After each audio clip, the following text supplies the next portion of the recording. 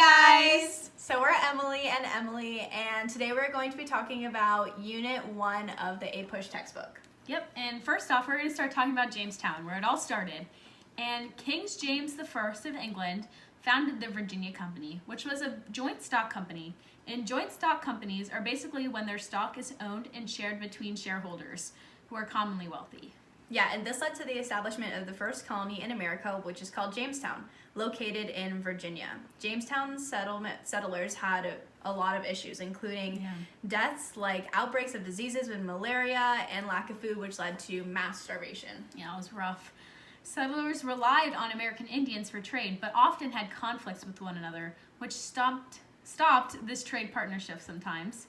And Captain John Smith was very influential in Jamestown and helped the settlers survive the first few years and implemented his philosophy of, if you don't work, you don't eat.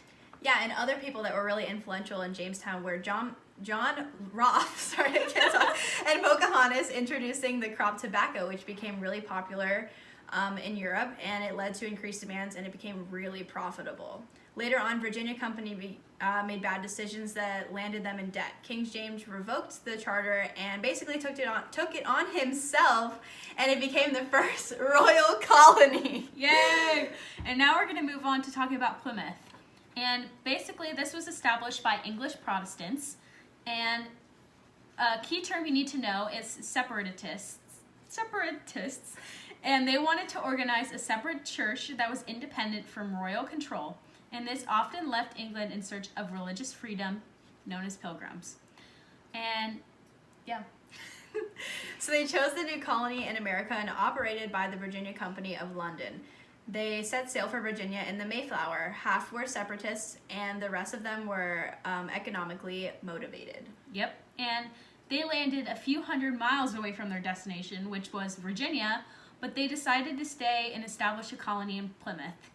And they celebrated the good harvest with the American Indians with a Thanksgiving feast.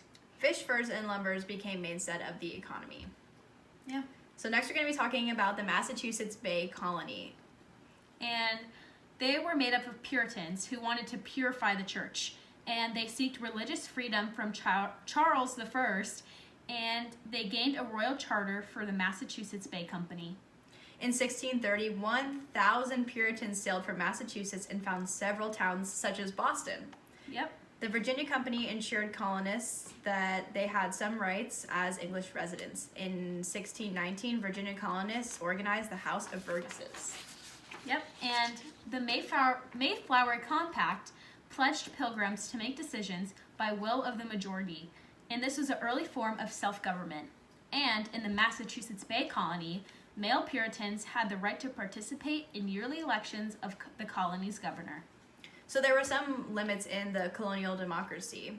Some colonists were excluded from voting, and females and non-landowners had few rights. And slaves and indentured servants had no rights, like literally zero. None. Zip. Most colonial governors had almost unlimited power. And we're going to move on to Chesapeake colonies. And King Charles subdivided the Virginia colony and gave Lord Baltimore control of the Chesapeake Bay. And he became the first proprietary colony. Some wealthy English Catholics immigrated to Maryland and established large colonial plantations. First colonial statute granted religious freedom to all Christians, but also called for death of anyone who denied that Jesus was sovereign. That was strict. Super strict. Later on, Protestants were mad at Catholic proprietor and started a short civil war, which the Protestants won, and the Act of Toleration was repealed and Catholics lost the right to vote. That's kind of sad. Yeah, really sucks. Okay, so now moving on to labor shortages. Europeans had growing demand for tobacco, but they couldn't find enough laborers. So indentured servants were often young people from the British Isles that agreed to work from a specific period of time in return for room and board. Yep, and indentured servants provided labor, but only temporarily. And the headright system was used in Virginia to attract immigrants through offers of land. Next, we're moving on to slavery, my least favorite topic. In 1619, the Dutch brought African indentured servants to help with the labor. These first slaves were not indentured forever, but the end of the 1600s, when the House of Burgesses set up discriminatory laws. Yep. And due to the overproduction of tobacco, the sale price dropped. When the House of Burgesses tried to raise tobacco prices, England responded by raising their good prices also. Now moving on to Bacon's Rebellion. Nathaniel Bacon and farmers started a rebellion against the Virginia government over anger of how Sir William, how do you say that? Berkeley treated them. Hello? Hi. We're doing a project! You're in the video! This is Emily's mom. I'm so sorry. Okay, Coco, we'll talk to you later. Okay. Where were we? After that short distraction. We're talking about the Bacon's Rebellion. Oh yeah, that's where we were. They won the battle against the governor's men and burned Jamestown. And Bacon died of dysentery and the rebellion collapsed. Governor Berkeley brutally suppressed the remnants of the Insurrection. insurrection, executing 23 rebels. That was tough. Really tough. So there were some lasting problems, though, after all of this. Even though the rebellion did not last long, it showed too many problems within Virginia, including high-class differences and colonial resistance to royal control. Yeah, and moving on to talking about Rhode Island. Roger Williams, a respected Puritan preacher, was teaching something that other Puritan leaders disagreed with. He went south and found Providence, where he set up a haven for people to come and worship freely and even respected American Indians. In 1644, Roger Williams acquired a charter combining Post-Amounts and Providence into one colony called Rhode Island. That's how it formed. Love that. And moving on to Connecticut. Connecticut. Yeah. So settlers led by Thomas Hooker were upset at the Virginian government. Sorry. And wanted to create the colony of Hartford in 1636. Just south of Hartford, the colony of New Haven was created. It was ran by John Davenport. In 1655, the two joined to create Connecticut. And moving on to talk about New Hampshire. In 1679, it was separated from the Massachusetts Bay Colony to try to create more royal control in New England. And moving on again to the Halfway Covenant. Many churches let people partially join the church without the conversion. It's kind of weird. Yeah. Wait, for real? Yeah. That's kind of weird. Like, honestly, if you think about that, like, that doesn't make any sense. Yeah. So because of this, Puritan law. District Puritan law was having to be removed to keep church membership. Yep. And moving on to talk about the New England Confederation and King Philip's War. A lot went on. A lot. For real. To respond to all the threats to the colony for New England colonies, formed a military called the New England Confederation. A few years before the Confederation would end, they had to face the dire threat of the Wampanoags? Wampanoags. Thanks for that. And their chief, Metacom. This war was very bloody and killed thousands of people on both sides. The Confederation won on, successfully ended the resistance from the Indians. A lot going on there. And now we're going to move on to talk about a bunch of restoration colonies, starting with the Carolinas. In 1729, Charles II granted the land from Virginia to Spanish Florida for the colonies. The two Carolinas were founded in that grant. In 1670, a few colonists from England and Barbados found their way to South Carolina. The economy in the South was based on providing goods to the West Indies. By the 18th century, the colony reassembled the economy and culture of the West Indies. Yep, and the northern parts of the Carolinas didn't have as many trading ports and transportation, and they relied on self-sufficient tobacco farms. Now moving on to New York, my favorite place. Woohoo! We should go see Hamilton there. Yeah, I think Mr. Steffi was supposed to go, but it got canceled. In 1664, the king directed the Duke of York, which was his brother, to acquire the land. The Duke was the Lord High Admiral of the Navy, so he dispatched units to go take the colony from its governor. And once taken, the Duke ordered new taxes, duties, and rents without consulting an assembly. This made the people mad, and he eventually let the people of New York assemble to vote and gave them broad civil rights and political rights. Moving on to New Jersey. The Duke believed that New York was too large to administer, so he gave a section of the colony to Lord John Berkeley and Sir George Carteret. Carteret? Yeah, sure. Yeah. To gain settlers, they offered large land grants. In 1702, they eventually decided to join the two together. And now we're going to talk about Pennsylvania and Delaware. And before we do that, we need to learn a key term. Quakers. And Quakers are members of the Religious Society of Friends that believe nonviolence and that religious authority lies in one's soul. William Penn was a Quaker who granted a land grant due to debt the royal family owed his dad. This land eventually became Pennsylvania. He was in the town himself, unlike many proprietors who ruled from England, and he treated the natives with respect and did not cheat them when he bought any land. That was really nice. I Really know. nice of him. Really nice guy. In 1702, Penn granted 3 counties in Pennsylvania their own assembly, creating Delaware.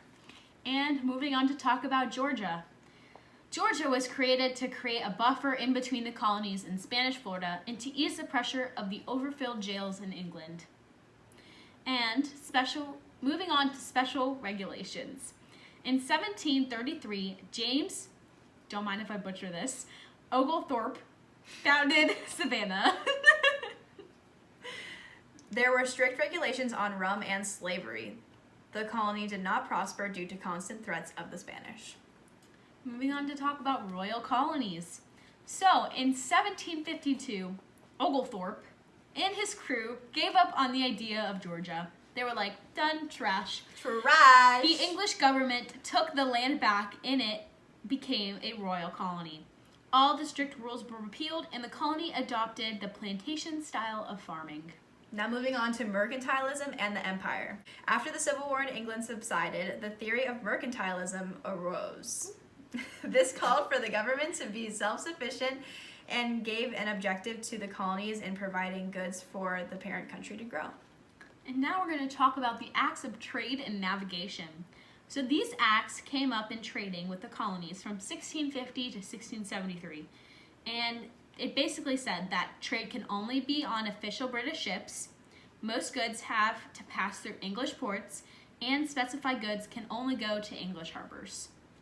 And here's the impact on the colonies from all of this happening. Yeah. These acts had both good and bad results in the colonies.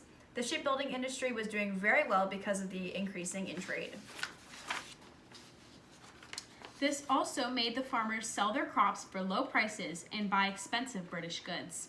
And these acts were unnecessary since colonies primarily traded with England anyways.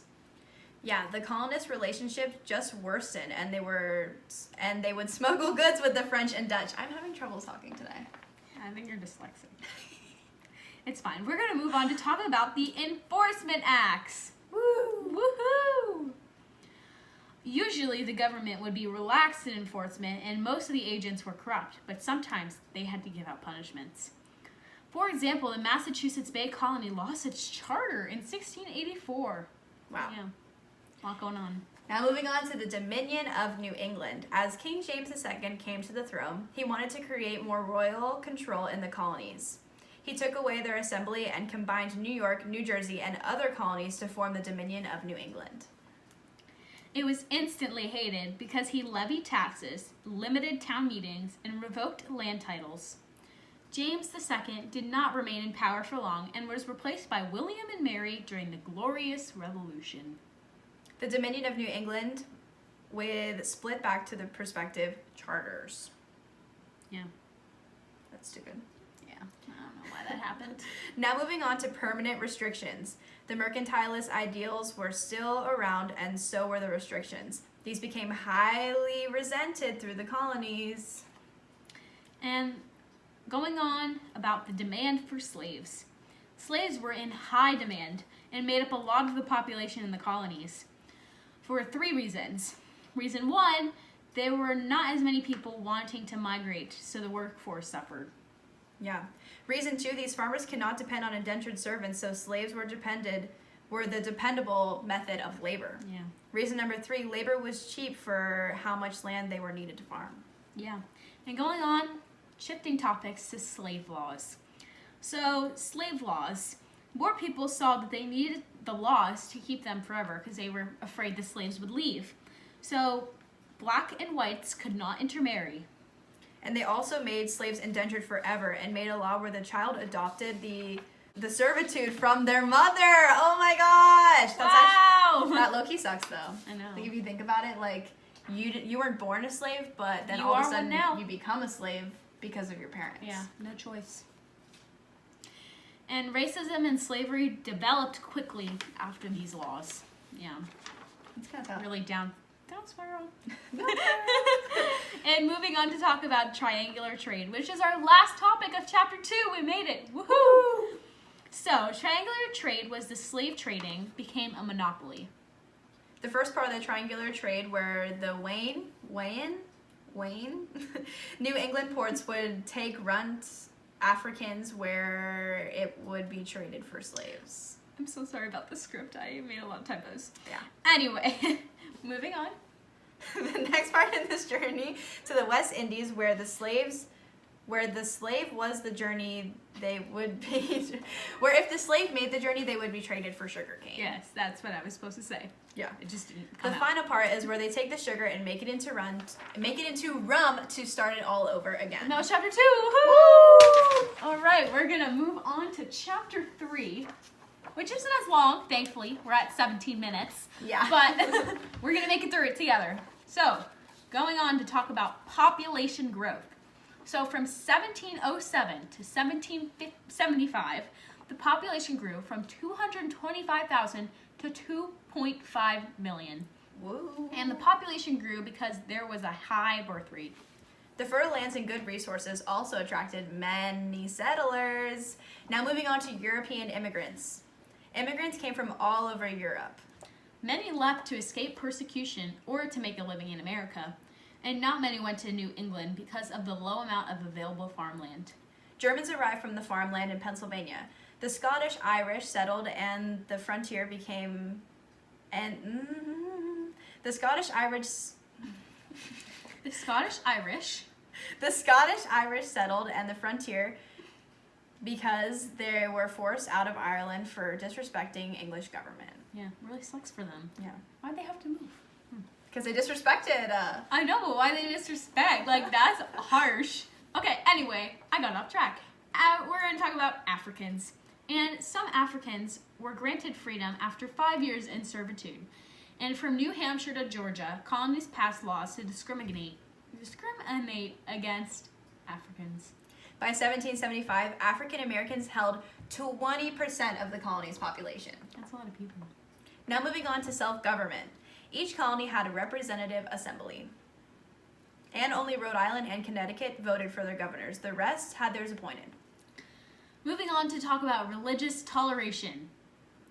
Practice of different religions was accepted, but they had different levels of freedom. That's so which stupid. Doesn't make any sense.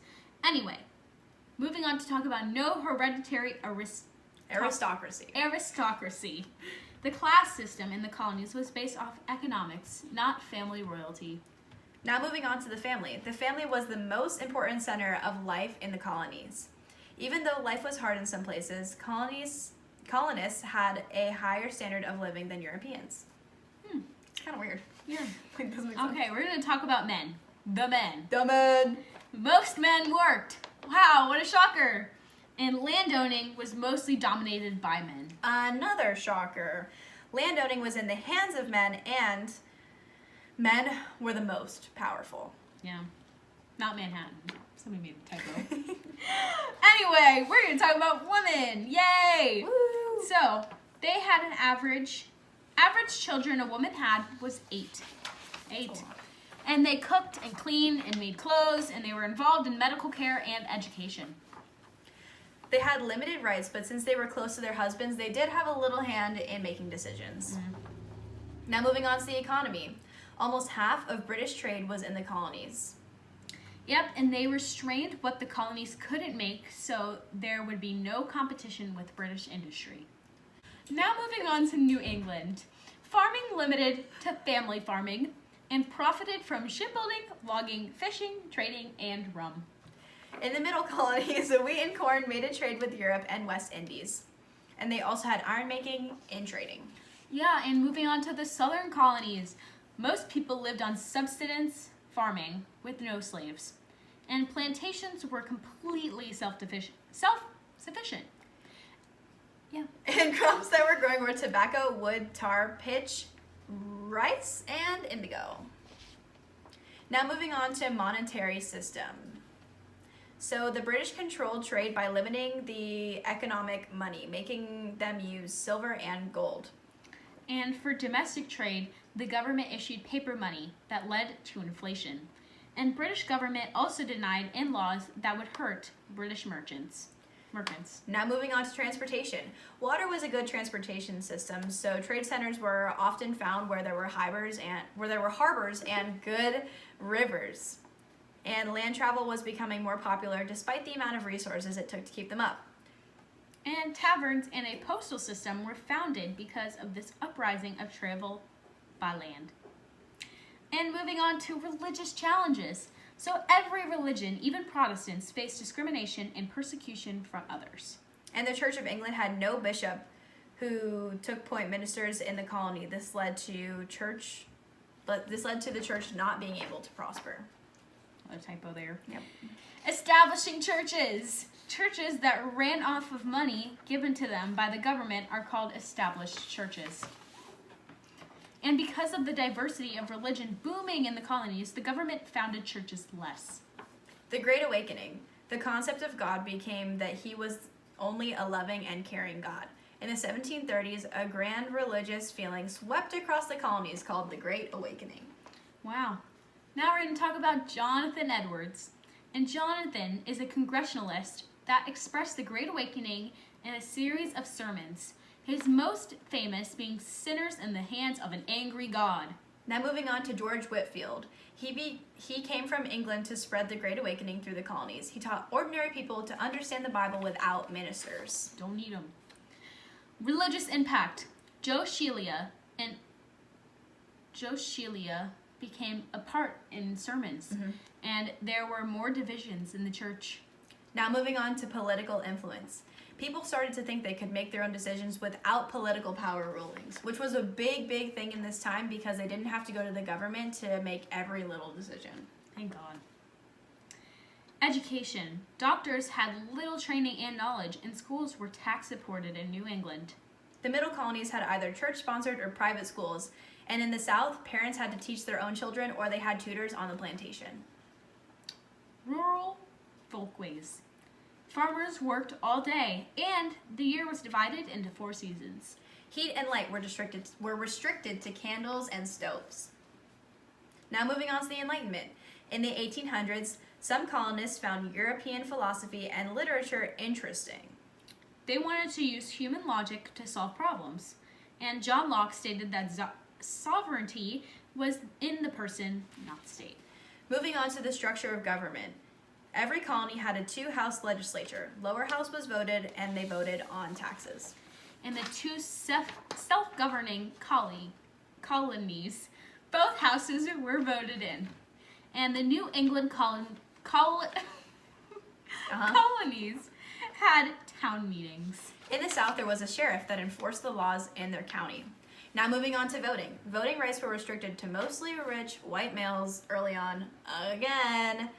And as time passed, voting rights relaxed, but still required to own a small amount of land. The government was restricted and small, but was unusual for the time, and representatives were for the privileged elite or plain citizens. And that's it. Unit 1. Right there, baby. Right there. 25 minutes, no cap. No cap. Thanks, Mr. Steffi, for watching our video. We hope you give us like 8 points. We definitely deserved it. Do you want to see the papers on the floor? We worked on this for, 3 hours, 4 hours? Just making the script. Yeah, 2.5 hours was the script, and then this was like half an hour, so like 3 hours. So yeah, you should just take that into consideration when you're giving us the points. But yeah, we will see you next time for Unit 2.